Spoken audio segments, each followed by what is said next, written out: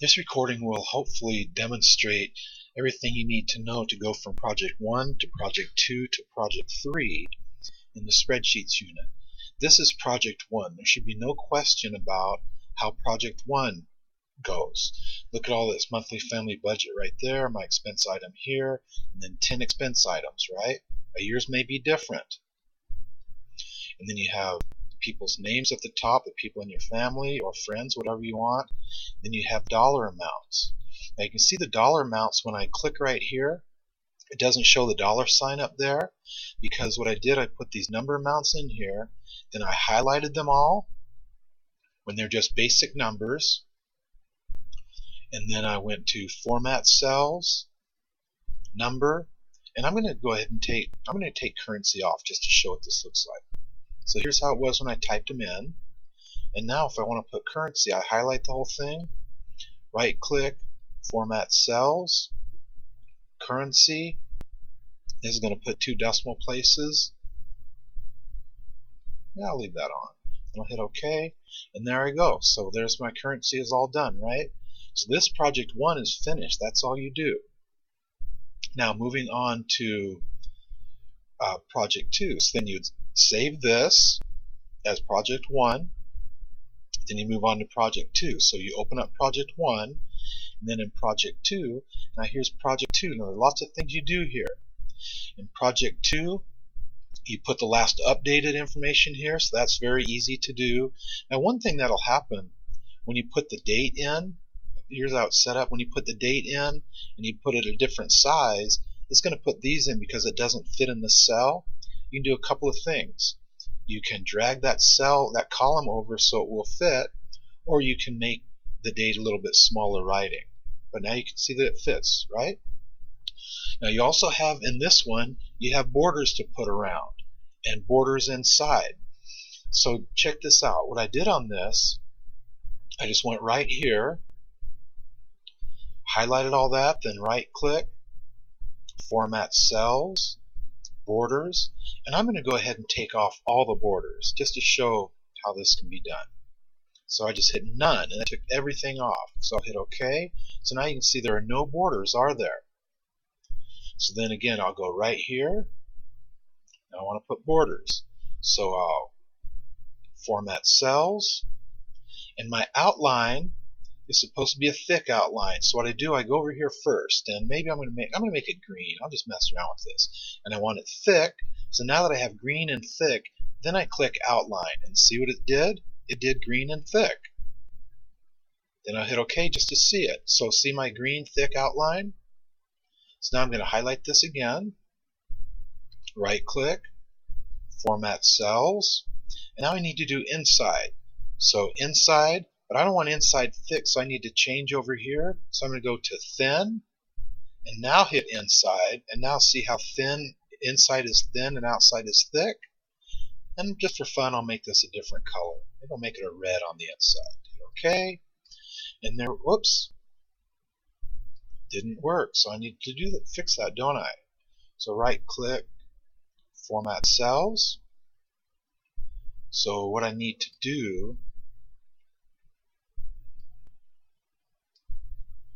so inside thin, and I need to hit that red. So now that this is set, then I hit inside. Now it's done it, I hope. Yeah, so now I have green on the outside, red on the inside. So I've done all that.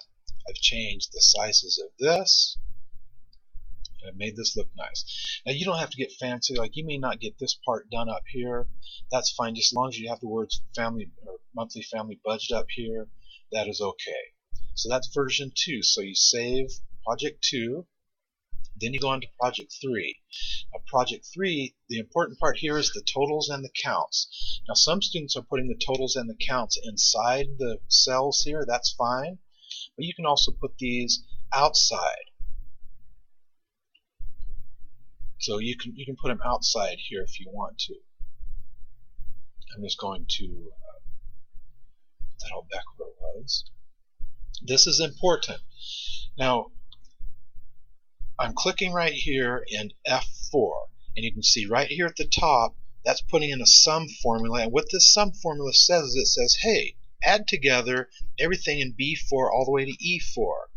So that sum command right there is going to add together all of these. Now, even though nothing is in Kim, Rob, or Matt, we still want the sum formula to cover those, because what if Rob does start paying for groceries, 45?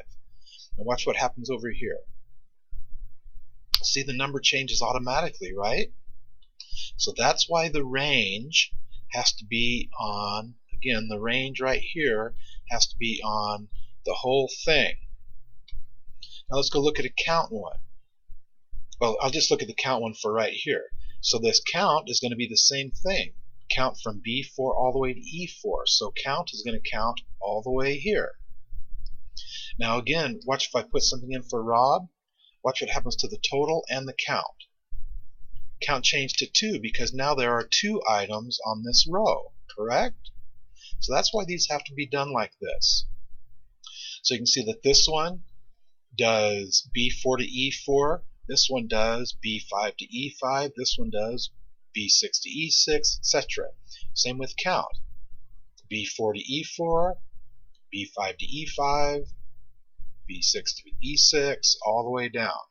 So those are the counts and the sums. Now here you're going to sum this whole column. So you can see that the formula for this is F4 all the way to F13.